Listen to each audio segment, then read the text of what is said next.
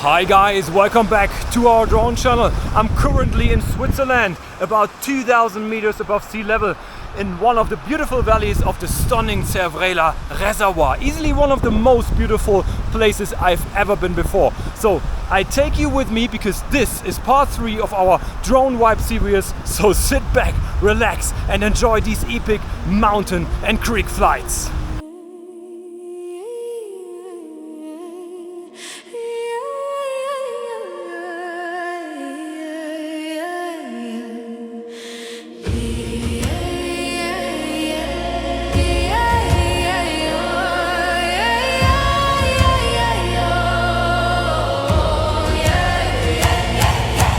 Вітер співає над горами, сонце танцює в полях, річка несе мої мрії додому в ясний світанок. Слава землі моїй рідній, де небо як море пливе, я серцем відчую природу, вона мене знову живе.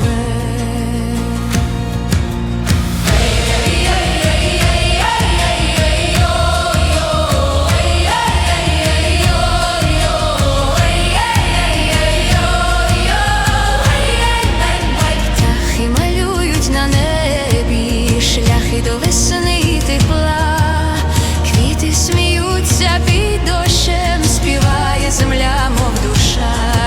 Слава землі моїй рідній, де небо як море пливе, я серцем відчую природу, вона мене знову живе.